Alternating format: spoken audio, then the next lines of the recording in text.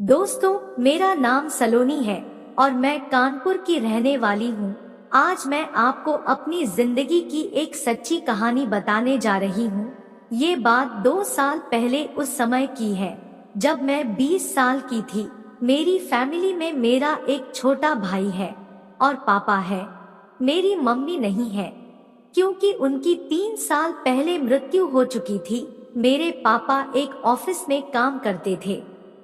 उनकी उम्र 46 साल के आसपास रही होगी। मेरे पापा के एक दोस्त हैं। वो उम्र में मेरे पापा से भी बड़े हैं। उनकी उम्र अभी 47 से 48 साल की रही होगी। एक बार पापा को 15 दिनों के लिए मुंबई किसी काम से जाना था। मुंबई में ऑफिस के कुछ क्लाइंट्स के साथ उनकी मीटिंग थी। उस समय मेरे पापा ने अंकल को कॉल लगाया और उनसे कहा कि मेरे बच्चों के पास 15 दिन रह लो, क्योंकि पापा के जाने के बाद हम लोग घर में अकेले हो जाते। पापा ने अंकल से बोला, या तो तू 15 दिनों के लिए इन्हें अपने घर ले जा या खुद यहीं आ जा। अंकल बोले, अरे तू चिंता मत कर, मैं ऑफिस के बाद खुद ही तेरे घर आ जाया करूँगा। वो अंकल हमारे घर से 5 किलोमीटर दूर रहते थे। अगले दिन पापा चले गए। फिर जब मैं शाम को चाय बना रही थी तो अंकल आ गए। मैंने अंकल को घर आने के लिए थैंक्स बोला। अंकल बोले, अरे बेटा कोई बात नहीं, तुम लोग तो मेरे बच्चे जैसे हो। फिर मैंने अंकल को चाय दी और हम सब बैठकर चाय पीने लगे। मैंने अंकल से रात के खाने के लिए बात की तो अंकल ने बताया कि वो अपने घर से ही हम सब के लिए खाना बनवा कर लाए हैं। मैं उनकी बात सुनकर खुश हो गई। कुछ देर बाद हम सब ने खाना खाया और टीवी देखने लगे। मैं आपको बता दूं कि अंकल बहुत ही हैंडसम दिखते हैं और अंकल एकदम हीरो से लगते हैं। कितनी उम्र के बाद भी उनकी बॉडी काफी अच्छी है। उस दिन कुछ देर टीवी देखने के बाद मैं बोली, अंकल आप टीवी देखो, मैं सोने जा रही हूँ। वो बोले, हाँ चलो, मैं भी सोने चलता हूँ। वो पापा के रूम में चले गए तो मेरा भाई जिद करने लगा कि मैं अंकल के साथ ही सोऊंगा। मैं बोली, तू अंकल के साथ नहीं जा सकता, क्या मैं अकेली सोऊंगी? मैं अकेली नहीं सो पाती थी क्योंकि मुझे अकेले सोने में डर लगता था और नींद ही नहीं आती थी। तभी अंकल हमारे रूम में आ गए। अंकल बोले, कोई बात नहीं, मैं यही तुम दोनों के साथ सो जाता हूँ। मैं खुश होकर बोली, हाँ ये अच्छा रहेगा। फिर हम तीनों बेड पर सो गए। अंकल के मुंह से महक आ रही थी। उन्होंने शायद ड्रिंक कर रखी थी, लेकिन मैंने कुछ नहीं कहा। कुछ देर में हम सब सो गए। तभी अचानक से मेरी नींद खुली। उस वक्त 2 बजे थे। पहले तो मुझे अजीब सा लगा, लेकिन फिर मुझे अच्छा लगने लगा क्योंकि किसी का हाथ नर्म स्थान को छू रहा था।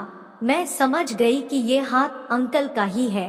फिर पता नहीं क्या हुआ कि मैं अंकल के करीब चली गई। अब अंकल समझ गए कि ये सही समय है हथौड़ा चलाने का।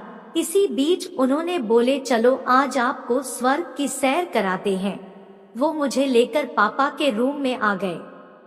अब मैं अंकल से कुछ नहीं बोली और अंकल ने मुझे बहुत ही अच्छे से स्वर्ग वाला आनंद दिया और मैं बस अंकल का साथ देती रही। फिर वो सब के बाद हम वापस कमरे में आकर लेट गए। फिर मैं और अंकल सो गए। अगले दिन जब मेरी आँख खुली तो अंकल जा चुके थे।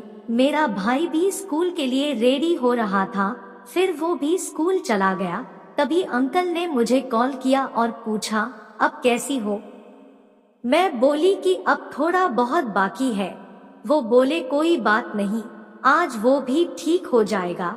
फिर शाम को अंकल आए और आज वो अपने साथ कोल्ड ड्रिंक लाए थे। उन्होंने हम दोनों भाई बहनों के साथ कोल्ड ड्रिंक पी। मुझे कोल्ड ड्रिंक का स्वाद कुछ अलग सा लगा, मगर मैंने पी ली। फिर हम सभी ने कल की तरह खाना खाया और उसी तरह से हम सब बेड सब सोने चले गए। अंकल के मुंह से आज भी स्मेल आ रही थी।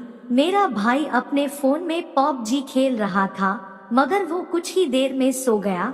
अब मैं और अंकल वैसे ही सिर्फ सामान्य बात कर रहे थे ताकि मेरे छोटे भाई को शक ना हो। जब मेरे भाई गहरी नींद में सो गया तो अंकल ने पूछा, सलोनी बेटा आज भी वो चाहिए क्या? मैं कुछ नहीं बोली तो वो समझ गए कि मैं रेडी हूँ। फिर अंकल मुझे पापा के रूम में ले गए और उस दिन उन्होंने फिर वो सब के बाद फिर हम दोनों मेरी अच्छे से खिदमत की। जब मैंने बस बोला तब वो रुके गए। वो सब करने में रात के लगभग 2 बज गए थे। फिर हम वैसे ही सो गए। सुबह 4 बजे मेरी आंख खुली तो मैं अपने रूम में भाग आई। मेरा भाई अभी भी सो रहा था। फिर ये मामला चलता रहा और फिर पापा मुंबई से वापस आ गए, लेकिन अंकल अब भी मौका मिलते ही आ जाते हैं।